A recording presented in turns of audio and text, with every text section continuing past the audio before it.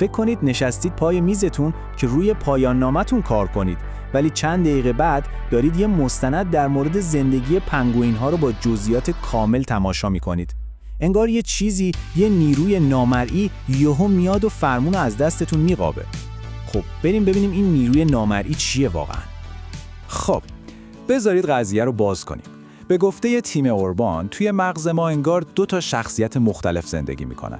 یه طرف ماجرا تصمیم گیرنده منطقی نشسته، همونی که به فکر آینده است، برنامه‌های بلند مدت میچینه و میدونه چی به صلاحمونه. اما اون طرف یه میمون لذت آنی داریم. این میمون اصلاً کاری به گذشته و آینده نداره. تنها چیزی که میفهمه حالاست، چیزهای راحت و باحال همین الان. مشکل دقیقاً از جایی شروع میشه که این میمون فرمون رو دستش میگیره. اون موقع است که ما وارد جایی میشیم که اوربان بهش میگه زمین بازی تاریک. میدونید کجاست؟ همون جایی که داریم تفریح میکنیم ولی اصلاً بهمون خوش نمیگذره، چون ته دلمون میدونیم که نباید الان اینجا باشیم. یه حس گناه، یه استرس، یه اضطراب مدام باهامونه. خیلی حس آشناییه، مگه نه؟ خب سوال اصلی اینه، آخه چطوریه که این میمون بازیکوش انقدر قدرت داره؟ چطور میتونه اون بخش منطقی و آینده نگر مغز ما رو اینجوری از کار بندازه؟ راز این پیروزی‌های همیشگیش چیه؟ بعد بهتون بگم که قضیه خیلی عمیق‌تر از یه تنبلی ساده است. این یه بازی کاملا روانشناختیه. مثلا مل رابینز یه نگاه خیلی جالبی به قضیه داره. اون میگه اهمالکاری مثل یه چرخه است، یه عادت، یه محرک داره، یه الگو و یه پاداش. محرکش چیه؟ استرس. الگوی ما چیه؟ فرار کردن از اون کاره. و پاداشش یه ذره آرامش موقتی. مغز ما با این کار انگار یه جایزه کوچولو میگیره و هی یاد میگیره که این چرخه رو تکرار کنه. حالا مارک منسون هم یه نکته خیلی کلیدی رو میگه. اهمالکاری مشکل بی‌منطقی نیست، مشکل احساسیه. یعنی چی؟ یعنی ما خیلی وقتا دقیقاً میدونیم باید چی کار کنیم، ولی حسش نیست که انجام بدیم. پشت این حسش نیست کلی احساسات دیگه خوابیده. مثلا ترس از شکست، ترس از اینکه بقیه چی میگن، حتی گاهی ترس از موفق شدن. پس ما داریم با احساساتمون میجنگیم، نه با منطقمون. و این قضیه حتی از این هم عمیق‌تر میشه. الیسا اسمیت میگه اهمالکاری یه جور مکانیزم بقاست. یعنی مغز ما برای زنده موندن این کارو میکنه. مغز اولیه ما کارش اینه که ما رو از درد دور نگه داره. و یکی از بدترین دردها چیه؟ اینکه یه باور منفی در مورد خودمون تایید بشه. باوری مثل من به اندازه کافی خوب نیستم.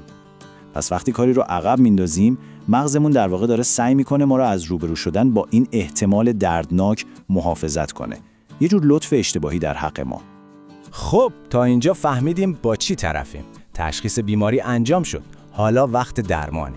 وقتشه که مسلح بشیم و فرمون رو از این میمون پس بگیریم. تو این بخش میخوایم یه جعبه ابزار حسابی باز کنیم پر از تکنیک‌های کاربردی که واقعاً جواب میدن. بریم سراغ ابزار اول که شاید از همه قوی‌تر باشه، کنترل محیط. مارک منسون یه حرف خیلی تکون دهنده داره.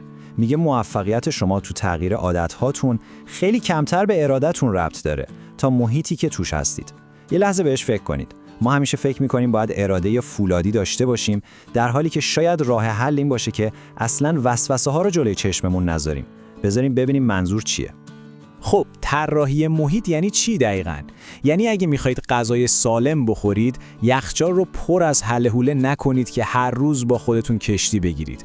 اصلا نخریدشون. اگه میخواید تمرکز کنید، گوشیتون رو سایلنت نکنید، خاموشش کنید و بذاریدش توی اتاق دیگه. اصلش اینه، انجام کار درست رو برای خودتون آسون کنید و انجام کار غلط رو سخت. به همین سادگی. این جمله مارک منسون واقعا همه قضیه رو میگه. به جای اینکه انرژیتون رو بذارید برای جنگیدن با وسوسه ها، انرژیتون رو بذارید برای ساختن یه محیطی که توش انتخاب درست، انتخاب راحت تر باشه. خب ابزار شماره 2. اول عمل کن. هممون یه تصور اشتباه داریم، فکر میکنیم باید صبر کنیم تا انگیزه بیاد سراغمون تا یه کاری رو شروع کنیم. ولی علم روانشناسی میگه دقیقاً برعکسه. انگیزه محصول عمل کردنه. اول باید یه حرکتی بزنی، بعد انگیزه میاد. مارک منسون به این میگه اصل یه کاری بکن. یه اصل فوق‌العاده قدرتمند. حس ورزش کردن نداری؟ فقط پاشو لباس ورزشت رو بکوش. همین. نمیدونی چطوری اون مقاله لعنتی رو شروع کنی؟ فقط یه فایل ورد باز کن و یه عنوان براش تایپ کن. همین. قدم‌های کوچولو اون دیوار بزرگ مقاومت ذهنی رو میشکنه. یا میبینی قدم بعدی خیلی راحت‌تر به نظر میاد.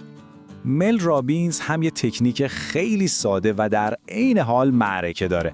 قانون 5 ثانیه. هر وقت حس کردی داری یه کاری رو عقب میندازی، اول اون حس استرس رو قبول کن. بعد تو دلت از 5 برعکس بشمر. 5، 4، 3، 2، 1. و به محض اینکه گفتی 1، پاشو یه حرکت فیزیکی بکن. فقط برای 5 دقیقه. این شمارش معکوس مثل یه شوک عمل میکنه. عادت تردید کردن رو قطع میکنه و به بخش منطقی مغزت فرصت میده که کنترل رو به دست بگیره. فقط 5 دقیقه شروع کن. به احتمال زیاد بعدش دیگه ول نمیکنی. خب دمتون گرم، شروع کردید. این سخت‌ترین قسمتش بود. حالا چطور ادامه بدیم؟ ابزار سوم اینه. باید شتاب بگیریم. باید مومنتوم بسازیم. چطوری؟ مثلا فرض کنید میخواید یک کتاب بنویسید. این هدف انقدر بزرگیه که اون میمون توی مغزتون با دیدنش سکته میکنه و فرار میکنه. راه حل اینه که این کار غول‌پیکر رو به تیکه‌های کوچیک و خنده‌دار تقسیم کنید. مثلا به جای نوشتن کتاب، بنویسید نوشتن پاراگراف اول صفحه اول. وقتی این کار کوچولو رو انجام میدی و تیکش رو میزنی، مغزت یه جایزه کوچولو، یک کم دوپامین بهت میده. این حس خوب باعث میشه بخوای پاراگراف بعدی رو هم بنویسی. حالا اگه بعد از هر صفحه به خودت یه جایزه واقعی بدی، مثلا یه فنجون چای، دیگه قوقا کردی. اینجوری داری اون میمون رو هم با خودت همراه میکنی. هم اون به لذت آنیش میرسه، هم کار تو پیش میره. یه معامله کاملا برد. خب تا اینجا در مورد راه حل ها صحبت کردیم، ولی یه نکته خیلی خیلی مهم مونده که باید بدونیم. تیم اوربان میگه ما 2 نوع اهمال کاری داریم و این دوتا زمین تا آسمون با هم فرق دارن. نوع اول اهمالکاری با ضرب العجل. توی این حالت یه چیزی به اسم هیولای وحشت داریم. این هیولا خوابه تا وقتی که مهلت انجام کار خیلی نزدیک میشه. اون موقع یهو از خواب میپره و داد و بیداد راه میندازه. این هیولا تنها چیزیه که اون میمونه ازش حساب میبره. واسه همینه که ما شب امتحان پروژه رو یه شبه تموم میکنیم. ولی نوع دوم خیلی خطرناکتره.